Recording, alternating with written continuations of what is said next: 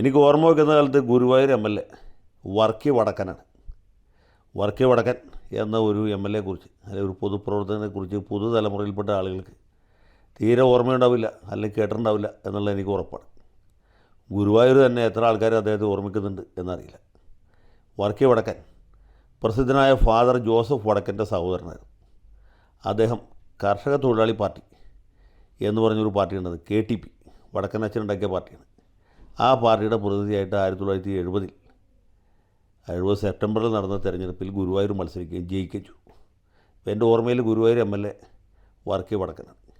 1977 മുതൽക്കാണ് അവിടെ സ്ഥിരമായിട്ട് ലീഗിൻ്റെ സ്ഥാനാർത്ഥികൾ മത്സരിക്കുകയും ജയിക്കുകയും ചെയ്യാൻ തുടങ്ങിയത്. വളരെ കാലം ലീഗിൻ്റെ മണ്ഡലമായിരുന്നു. CPM മിക്കവാറും ഏതെങ്കിലും സ്വതന്ത്രന്മാരെയൊക്കെ സ്പോൺസർ ചെയ്ത് നിർത്തും, അവർ തോൽക്കും. ലീഗ് സ്ഥാനാർത്ഥി നിരന്തരമായിട്ട് ജയിച്ചുകൊണ്ടിരിക്കും. ആർക്കും അതിൽ വലിയ പ്രാധാന്യമൊന്നും തോന്നിയില്ല. ഗുരുവായൂർ അമ്പലം അവിടെ ഉണ്ട് എന്നുള്ളത് തൊട്ട് മുസ്ലിം സമുദായത്തിൽപ്പെട്ട ഒരാളോട് മത്സരിക്കുന്നതിനോ അല്ലെങ്കിൽ ലീഗുകാരൻ മത്സരിച്ച് ജയിക്കുന്നതിനോ ആക്ഷേപം പറഞ്ഞിട്ട് കാര്യമില്ല.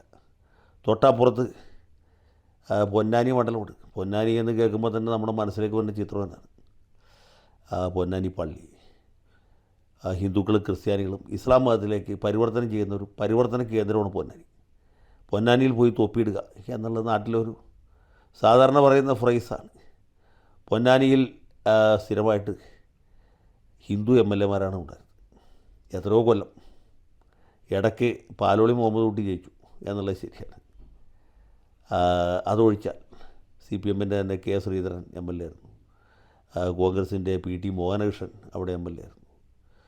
അത് കഴിഞ്ഞ് നിലവിൽ P. നന്ദകുമാർ MLA ആണ്. അതിനു മുമ്പ് ശ്രീരാമകൃഷ്ണൻ പൊന്നാനി MLA ആയിരുന്നു.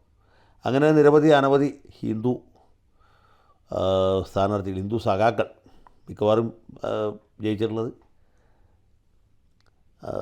CPMകാരാണ്. ഇടയ്ക്ക് MP അംഗകാരനോ അല്ലെങ്കിൽ നമ്മുടെ PT മോഹനകൃഷ്ണ പോലെ 1-2 പേര് മാത്രമേ കോൺഗ്രസ്സായിട്ട് ജയിച്ചുള്ളൂ. ശരി, കോൺഗ്രസ്സിന് കൊടുക്കുന്ന സീറ്റാണ്. കോൺഗ്രസ് ഒരു ഹിന്ദു സ്ഥാനാർത്ഥിയെ നിർത്തിയാൽ CPMൻ്റെ ഹിന്ദു സ്ഥാനാർത്ഥി വരികയാണെങ്കിൽ തീർച്ചയായിട്ടും ഹിന്ദു ആയിരിക്കും അവിടെ നിന്ന് ജയിക്കുക. പൊന്നാനിയിൽ ഹിന്ദു MLA എന്തുകൊണ്ട് എന്നാരും ചോദിക്കേണ്ട ആവശ്യമില്ല. മതേതര രാജ്യമാണ്. ഹിന്ദുക്കൾക്ക് പൊന്നാനിയിൽ മത്സരിക്കാം, മുസ്ലിങ്ങൾക്ക് ഗുരുവായൂർ മത്സരിക്കാം. ഇനി വേറൊരു കൗതുകം പറയാം. നായന്മാരുടെ ഹെഡാപ്പീസ് ഇരിക്കുന്ന സ്ഥലമുള്ളൂ, പെരുന്ന ചങ്ങനാശ്ശേരിയിലാണ് വരുന്നത്. എത്രയോ പതിറ്റാണ്ടുകളായിട്ട് ചങ്ങനാശ്ശേരിയിൽ നിന്ന് ഏതെങ്കിലും ഒരു നായർ മത്സരിച്ച് ജയിച്ചിട്ടുണ്ടോ? മത്സരിച്ചിട്ടുമില്ല, ജയിച്ചിട്ടുമില്ല. മത്സരിച്ചാലും ജയിക്കില്ല. കാരണം കത്തോലിക്കർക്ക് അതിനേക്കാളും ശക്തിയുള്ള സ്ഥലമാണ് ചങ്ങനാശ്ശേരി. മിക്കവാറും കേരള കോൺഗ്രസ്സുകാരാണ് ചങ്ങനാശ്ശേരിയിൽ മത്സരിക്കുകയും ജയിക്കുകയും ചെയ്യുക. പണ്ടേതോ കാലത്ത് കല്യാണകൃഷ്ണനാരി ജയിച്ചിട്ടുണ്ട്. പിന്നീട് നമ്മുടെ PK നമ്പൂരി ജയിച്ചിട്ടുണ്ട്. വേറെ ആരും ജയിച്ചിട്ടില്ല. മിക്കവാറും അവിടെ നിന്ന് കേരള കോൺഗ്രസിൻ്റെ കത്തോലിക്കനായ ബെന്തിങ്ങേട്ട MLA ആണ് ജയിക്കാറ്. അതുകൊണ്ട് നായർ സർവീസ് സൊസൈറ്റിക്ക് എന്തെങ്കിലും ക്ഷതം സംഭവിച്ചിട്ടുണ്ടോ? ഇല്ല. അത് പറഞ്ഞിട്ട് കാര്യമില്ല. ഇപ്പോൾ പാലായിൽ നിന്ന് ഇനി ഒരു നായരോ ഈഴവനോ മത്സരിച്ച് ജയിക്കുന്നതിൽ തെറ്റൊന്നുമില്ല.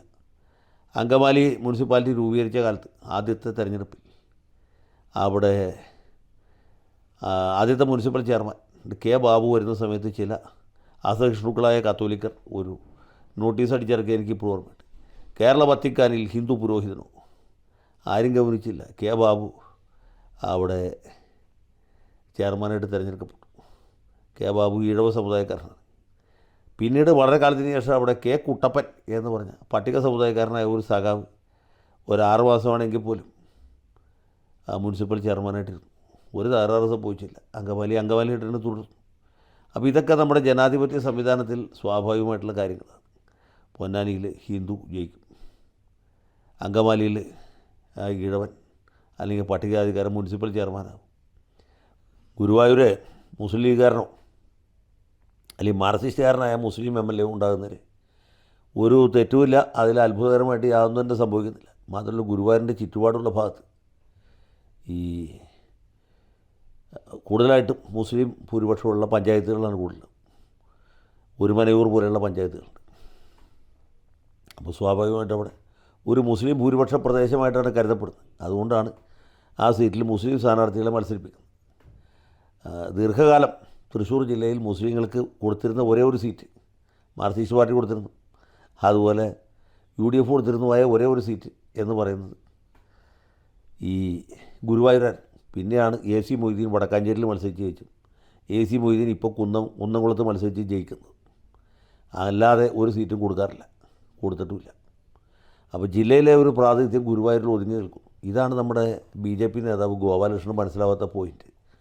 ഗോപാലകൃഷ്ണൻ നോക്കുമ്പോൾ ഈ ഗുരുവായൂർ മണ്ഡലത്തിൽ എന്തുകൊണ്ട് ഹിന്ദു MLA മാരുണ്ടാകത്തില്ല?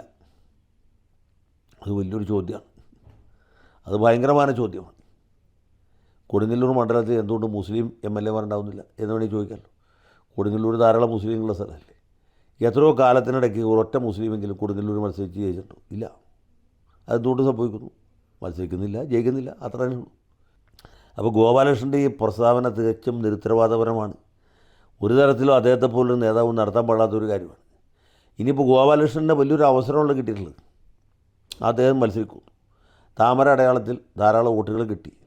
LDF-നേക്കാൾ UDF-നേക്കാൾ കൂടുതൽ വോട്ട് ഇദ്ദേഹത്തിന് കിട്ടുകയാണെങ്കിൽ അദ്ദേഹത്തിന് ഗുരുവായൂർ MLA ആയിട്ട് പാറി പറന്ന് നടക്കാമല്ലോ. ഒരു തെറ്റുമില്ലല്ലോ. ഞാൻ ഗോപാലകൃഷ്ണൻ്റെ ഒരു കാര്യം വിനയപൂർവ്വം ഓർമ്മിപ്പിക്കുകയാണ്. കഴിഞ്ഞ നിയമസഭാ തെരഞ്ഞെടുപ്പിൽ BJPക്ക് ഗുരുവായൂർ സ്ഥാനാർത്ഥി ഉണ്ടായിരുന്നെങ്കിൽ ആ സ്ഥാനാർത്ഥിക്ക് എത്ര വോട്ടാണ് കിട്ടിയത്? സ്ഥാനാർത്ഥി ഉണ്ടായിരുന്നില്ല. എന്താ ഉണ്ടാകുന്നതെന്ന് വെച്ചാൽ BJP സ്ഥാനാർത്ഥിയുടെ പത്രിക തള്ളിപ്പോയി. അപ്പോൾ ഒരു നാമനിർദ്ദേശ പത്രിക പൂരിപ്പിക്കാൻ പോലും അറിയാൻ പാടാത്ത ഒജ്ഞാനന്മാരാണ് ഗുരുവായൂരെ പ്രബുദ്ധരായ BJPക്കാർ എന്ന് ഞാൻ പറഞ്ഞാൽ ഗോപാലകൃഷ്ണൻ സ്വാഭാവികമായിട്ട് വിഷമം തോന്നും. ഗോപാലകൃഷ്ണ, നാമനിർദ്ദേശ പത്രിക ഫില്ലപ്പ് ചെയ്യാൻ പഠിക്കും. ഈ സൂക്ഷ്മ പരിശോധനയുടെ ദിവസം ഗോപാലകൃഷ്ണൻ്റെ നാമനിർദ്ദേശ പത്രിക തള്ളിപ്പോയിരിക്കാൻ പ്രത്യേകം ശ്രദ്ധിക്കണം എന്ന് മാത്രം ഓർമ്മിപ്പിക്കുന്നു. തൽക്കാലം കൂടുതലായിട്ടൊന്നും പറയാനില്ല. ബാക്കി നേരിട്ട് കാണുമ്പോൾ പിന്നെ പറയാം.